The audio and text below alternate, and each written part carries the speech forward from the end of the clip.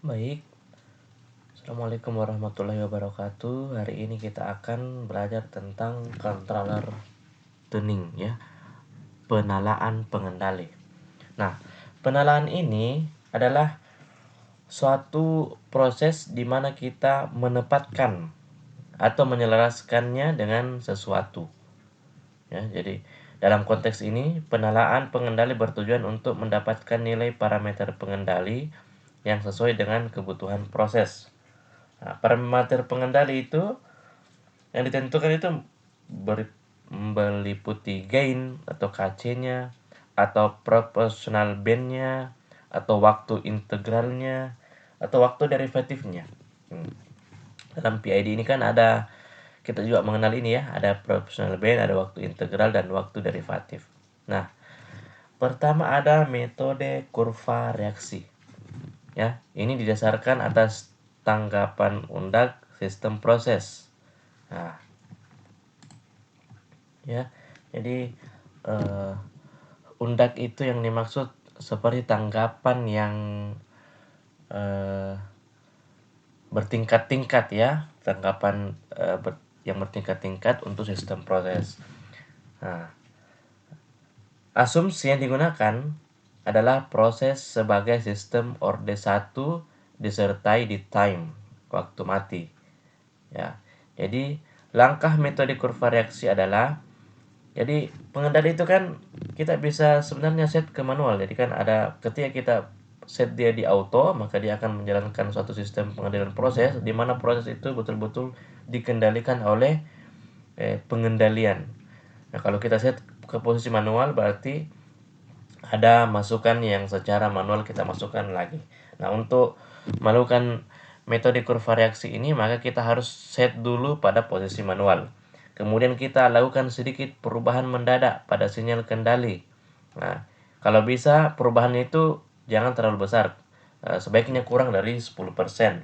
Sehingga terjadi perubahan variabel proses yang dapat diamati. Nah, tanggapan variabel proses direkam dan dari hasil diperoleh ditentukan nilai waktu matinya berapa ya. Kemudian konstanta waktu sistemnya berapa. Kemudian steady state-nya berapa. Nah, kita ambil data ini. Nah, dari uji tersebut diperoleh KP sama dengan perubahan keluaran ya, responnya, dan dibagi perubahan masukan. Nah, kemudian R-nya itu adalah waktu matinya ya, di time-nya dibagi dengan waktu konstanta waktu sistemnya ya. Nah, dan N itu kita dapatkan selisih atau perubahan keluarannya dibagi dengan steady state gain-nya, KP-nya ya. Waktu sistemnya ya, ini waktu. Jadi dibagi dengan waktu sistemnya. Nah, itu untuk metode kurva reaksi. Nah, untuk metode Ziegler-Nichols, Cohen-Kuhn, dan kriteria IAE. Nah, berikut adalah parameter pengendali untuk metode tersebut. Jadi, yang kita sudah pelajari bahwa pengendali itu ada proporsional, kemudian ada proporsional integral, kemudian ada PID, proporsional integral derivatif ya. Nah, untuk pengendali proporsional ya kita kenal ada KC ya, karena untuk proporsional kan KC, untuk integral ada ini ya. Nah, waktu integral ya, dan ada waktu derivatifnya.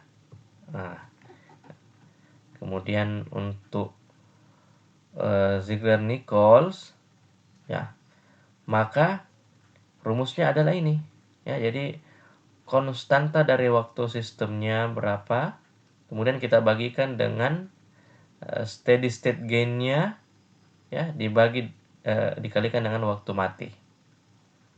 Nah, untuk yang Cohen-Kuhn ya, itu konstanta waktu sistemnya kita bagikan dengan Jadi ini sama ya. Jadi rumus ini cuma kita kalikan dengan 1 tambah R. R itu adalah waktu mati dibagi waktu sistem, dibagi dengan 3. Kalau untuk IAE itu ada ketetapan 0,902, kita bagikan dengan nilai steady state gain-nya. Nah, kemudian kita kalikan dengan waktu konstanta waktu sistemnya dibagi dengan waktu matinya. Nah, kemudian tutup kurung dikalikan dengan 0,985. Nah, itu untuk persamaan penalaan pengendali ya. Ketika kita ingin menggunakan data dari kurva reaksi. Data dari kurva reaksi ini kan kita sudah tahu berapa konstanta waktu sistemnya, berapa KP-nya, berapa waktu matinya, kemudian bagaimana KP itu dilihat dari ini, kemudian R itu didapatkan dari rumus ini dan N itu didapatkan dari rumus ini. Ya, nah, dari situ kita bisa tahu. Nah, kita masukkan. Nah, untuk yang pengendali PI, ya berarti kita gunakan dua rumus karena kan ada proporsionalnya, ada integralnya. Untuk yang PID berarti gunakan 3 rumus. Ada yang untuk proporsionalnya, ada untuk integralnya, dan ada untuk derivatifnya. Inilah persamaan penalaan pengendali dengan menggunakan data dari kurva reaksi. Jadi data dari kurva reaksi ini diambil, kemudian kita olah menggunakan metode Ziegler-Nichols, Koeken-Kun, dan kriteria IAE. Kemudian ada metode King-Kronos-Reswick ya. Nah, jadi berikut adalah parameter pengendali metode King-Kronos-Reswick. Jadi sama, ada tiga tipe pengendali, PI, dan PID. Nah, tanggapan teredam ya untuk perubahan gangguan, berarti rumusnya seperti ini. Kemudian perubahan set point-nya, rumusnya seperti ini ya. Jadi kita sisa masukkan angka tersebut. Jadi intinya ini datanya sudah ada ya. Pengambilan data sudah dilakukan, lantas kita bisa masukkan ke dalam rumus. Nah, rumusnya di sini ada ya. Kemudian ada metode osilasi lingkar tertutup. Nah, metode osilasi lingkar tertutup dikenal dengan metode Ziegler-Nichols 2. Ya. Nah, jadi pengembangan dari metode yang ini ya. Metode Ziegler-Nichols 1. Nah, kalau ini metode Ziegler-Nichols 2 ya.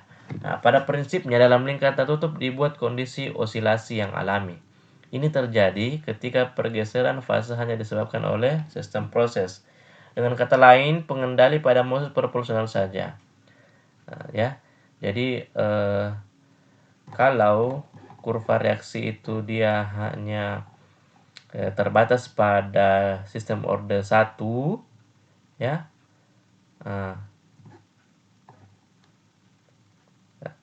Ya, asumsinya kita adalah order 1 untuk osilasi lingkar tertutup ini, maka pengendali pada modus proporsional saja ya. Nah, untuk langkahnya itu, langkah penalaan dengan metode osilasi lingkar tertutup itu pertama, kalau tadi metode kurva reaksi yang ini ya, ini kan tadi metode kurva reaksi, kita ambil datanya, kemudian kita olah menggunakan rumus-rumus yang ada. Nah, itu pengendali di set pada posisi manual. Nah, tapi kalau yang kedua ini ya, nah ini namanya metode osilasi yang tertutup, itu dia di setel pada posisi auto ya, automatic ya. Kemudian aksi integral dan derivatifnya dimatikan. Artinya apa? Auto, tetapi kita hanya autokan pada modus proporsional saja. Integral derivatifnya dimatikan. Jadi dia aktif auto pengendalinya, aktif pengendalinya, tapi dalam hal proporsional saja. Ya. Nah, dengan kita buat waktu integral maksimum, kemudian waktu derivatif 0 dan proporsional band maksimum. Nah, secara berangsur PB-nya ini diperkecil setengahnya sambil diadakan perubahan kecil pada gangguan beban atau set point. Nah, langkah nomor 3 ini diulang terus sampainya muncul osilasi kontinu. Ya, jadi kita lihat osilasi kontinunya pada variabel proses PV. Nah, pada keadaan ini, proportional band sebagai proportional band kritik PBU atau proportional gain sebagai proportional gain kritik KCU dan periode osilasi sebagai periode osilasi kritik PU. Selanjutnya parameter pengendali itu mengikuti. Nah, ini kita lihat tabel ini ya. Jadi ada 3 jenis pengendali. Nah, kita lihat. Nah, jadi ini ya. Nah, pada keadaan ini ketika diulang terus maka proportional band menjadi PBU atau proportional gain menjadi KCU, maka muncullah KCU ini. Makanya dimasukkan nilainya KCU ini. Nah, KCU. Kemudian ada periode osilasi kritiknya TU-nya, masukkan. Kemudian itu ya. Kemudian ada derivatifnya, masukkan juga periode osilasi kritiknya. Jadi masing-masing ada rumusnya. Nah, kan? Nah, jadi seperti itu. Nah, kemudian ada metode trial and error atau bahasa Indonesia coba-coba. Jadi ini metode coba-coba juga sangat efektif, tetapi baiknya ini dikerjakan oleh operator-operator yang berpengalaman, yang tahu karakteristik sistem dari suatu proses. Ya, bagaimana kalau misalnya dia masukannya sekian, oh responnya sekian, masukannya sekian, oh responnya sekian. Nah, ini kalau sudah berpengalaman ini berarti dia bisa gunakan ini metode coba-coba ini. Ya, karena dengan bekal pengalaman kerjanya, biasanya operator memiliki intuisi tajam dan mampu melakukan penyetelan yang tepat. Nah, meskipun demikian, metode ini dapat dicoba oleh mereka yang belum berpengalaman dengan melaksanakan langkah berikut. Nah, misalnya ya, pertama-tama pengendali di setel pada posisi manual. Jadi untuk yang coba-coba ini pengendalinya manual. Kalau yang tadi yang sistem osilasi tertutup otomatis, tapi otomatis untuk proporsional saja. Ya, ini di setel manual. Kemudian variabel manipulasinya diubah sekitar 5-10%. Ya, kurang lebih sama dengan tadi dengan kurva reaksi, tapi jangan sampai terlalu besar juga ya, di bawah 10%. Kalau ini memang diminta diubah 5-10% ya pada rentang tersebut. Kemudian kita ukur waktu yang dibutuhkan variabel proses saat mulai memberi tanggapan. Nah, waktu integral dibuat 5 kali waktu tersebut. Jadi kita waktu integralnya itu ya kita buat 5 kali dari waktu tersebut. Kemudian proportional band dibuat maksimum dan pengendali ditarik ke posisi otomatik. Kemudian sambil memberi gangguan, jadi pada saat proportional band ini dibuat maksimum, pengendali langsung kita setel otomatis. Kemudian sambil memberi gangguan perubahan set point, PB diperkecil sepertiganya. Kemudian langkah nomor 4 ini ya, PB diperkecil sepertiganya diulang terus-menerus sampai didapatkan tanggapan variabel proses yang dikehendaki. Nah, waktu integral diperkecil sehingga diperoleh tanggapan secepat mungkin, tetapi overshoot masih dapat diterima.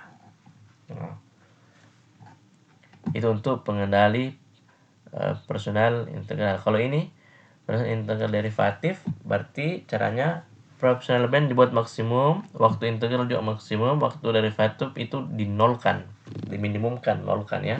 Kemudian perlahan-lahan proportional band diperkecil hingga diperoleh cukup overshoot pada variabel jika sistem proses diberi gangguan. Kemudian waktu derivatifnya dinaikkan hingga overshoot hilang. Nah, langkah 2 dan 3 ini diulang sampai diperoleh tanggapan transient sesuai dengan yang diinginkan. Nah, waktu integral diperkecil hingga diperoleh cukup overshoot pada variabel proses jika sistem proses diberi gangguan. Nah, waktu derivatif dinaikkan hingga diperoleh tanggapan transient yang diinginkan. Nah, itu dia. Itu untuk penalaan metode trial and error, coba-coba ya. Nah, komentar sekitar penalaan. Jadi penalaan pengendali ini merupakan pekerjaan rumit yang menuntut kesabaran dan pengalaman dari operatornya. Nah, oleh sebab itu, metode penalaan yang diuraikan di atas hanya sebagai acuan awal. Nah, selanjutnya diperlukan penalaan halus agar diperoleh kualitas pengendalian yang optimal. Nah, beberapa catatan yang perlu diperhatikan adalah Metode kurva reaksi tidak dapat dipakai jika sistem proses bersifat integrator. Ya. Jika dalam rangkaian proses terdapat integrator, maka bagian ini harus dibuat mantap terlebih dahulu dengan cara manipulasi proses atau dengan pengendali lokal. Nah, untuk metode osilasi lingkar tertutup kadang-kadang tidak dapat dilakukan pada proses yang peka terhadap variasi variabel proses, misalnya reaktor eksotermal atau reaktor bioproses. Nah, sekedar acuan di sini disampaikan nilai parameter pengendali yang umum ditemui. Nah, jadi parameter pengendali pada berbagai proses. Jadi untuk proportional band, waktu integral, waktu derivatif, ya. Nah, kita bisa lihat sesuai di tabel ini ya.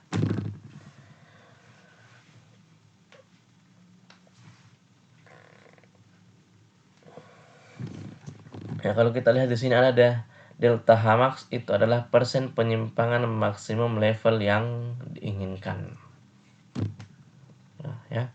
Jadi ada beberapa sistem proses, apakah tekanan itu bisa jadi tekanan gas kah, tekanan cair kah, tekanan uap, kemudian ada sistem proses suhu, kemudian ada parameter aliran, ada komposisi, ada level.